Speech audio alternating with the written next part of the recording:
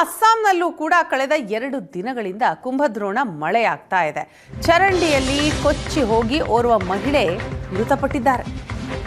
ಅಸ್ಸಾಂನಲ್ಲೂ ಕೂಡ ಕುಂಭದ್ರೋಣ ಮಳೆ ಆರ್ಭಟ.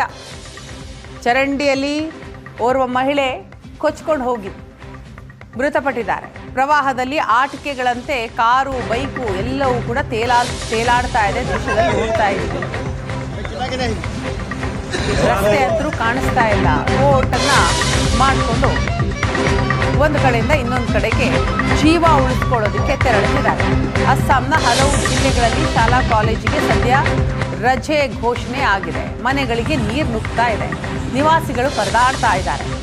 ಗುವಾಹಟಿಯಲ್ಲಿ ಮಳೆ ಅಬ್ಬರಕ್ಕೆ ಜನಜೀವನ ಅಸ್ತವ್ಯಸ್ತಗೊಂಡಿದೆ. 2 ದೃಶ್ಯವನ್ನ ನೀವು ನೋಡ್ತಾ ಇದ್ದೀರಿ. ಒಂದು ಕಡೆ ಪ್ರವಾಹದಲ್ಲಿ ಮಹಿಳೆ ಕೊಚ್ಕೊಂಡು ಹೋಗಿದ್ದಾರೆ. ಅಸ್ಸಾಂನ ದೃಶ್ಯ ಇದು. ಫುಲ್ ನೀರು, ಎದೆ ಮಟ್ಟಕ್ಕೆ ನೀರು ಬಂದಿದೆ. ತಮ್ಮನ್ನು ತಾವು ರಕ್ಷಿಸಿಕೊಳ್ಳೋದಕ್ಕೆ ತಾತ್ಕಾಲಿಕ ಬೋಟ್ಗಳನ್ನು ನಿರ್ಮಿಸಲಾಗಿದೆ. ಆ ಬೋಟ್ನಲ್ಲಿಯೇ ಒಂದು ಕಡೆಯಿಂದ ಇನ್ನೊಂದು ಕಡೆಗೆ ಶಿಫ್ಟ್ ಆಗ್ತಾ ಇದ್ದಾರೆ. ಮತ್ತೊಂದು ಕಡೆ ಫುಲ್ ಟ್ರಾಫಿಕ್ ಜಾಮ್. ಮಳೆಯ ಹಿನ್ನೆಲೆಯಲ್ಲಿ ಜನಜೀವನ ಅಸ್ತವ್ಯಸ್ತಗೊಂಡಿದೆ. ಜೊತೆಗೆ ಅಸ್ಸಾಂನಲ್ಲಿ ಶಾಲಾ ಕಾಲೇಜುಗಳಿಗೂ ಕೂಡ ಸದ್ಯ ರಜೆ ಘೋಷಣೆ ಮಾಡಲಾಗಿದೆ.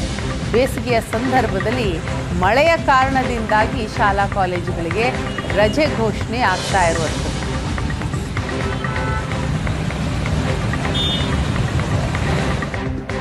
ಚರಂಡಿಯಲ್ಲಿ ಕೊಚ್ಚಿ ಹೋಗಿ ಓರ್ವ ಮಹಿಳೆ ಮೃತಪಟ್ಟಿದ್ದಾರೆ.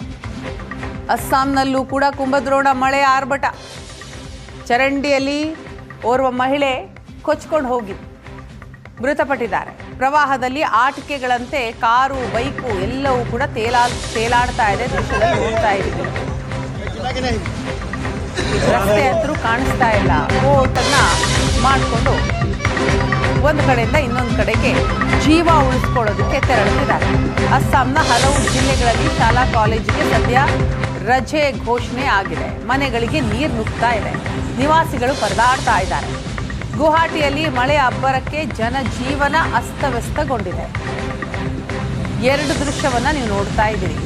ಒಂದು ಕಡೆ ಪ್ರವಾಹದಲ್ಲಿ ಮಹಿಳೆ ಕೊಚ್ಕೊಂಡು ಹೋಗಿದ್ದಾರೆ. ಅಸ್ಸಾಂನ ದೃಶ್ಯ ಇದು. ಫುಲ್ ನೀರು, ಎದೆ ಮಟ್ಟಕ್ಕೆ ನೀರು ಬಂದಿದೆ. ತಮ್ಮನ್ನು ತಾವು ರಕ್ಷಿಸಿಕೊಳ್ಳೋದಕ್ಕೆ ತಾತ್ಕಾಲಿಕ ಬೋಟ್ಗಳನ್ನು ನಿರ್ಮಿಸಲಾಗಿದೆ.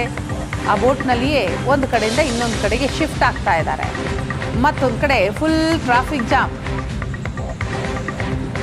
ಮಳೆಯ ಹಿನ್ನೆಲೆಯಲ್ಲಿ ಜನಜೀವನ ಅಸ್ತವ್ಯಸ್ತಗೊಂಡಿದೆ. ಜೊತೆಗೆ ಅಸ್ಸಾಂನಲ್ಲಿ ಶಾಲಾ ಕಾಲೇಜುಗಳಿಗೂ ಕೂಡ ಸದ್ಯ ರಜೆ ಘೋಷಣೆ ಮಾಡಲಾಗಿದೆ.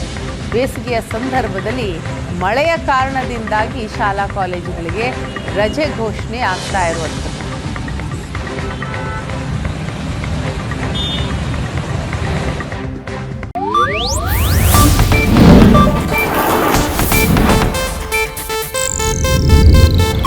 ಇದು ಏಷ್ಯಾನೆಟ್ ನ್ಯೂಸ್ ನೆಟ್ವರ್ಕ್ ಪ್ರಸ್ತುತಿ.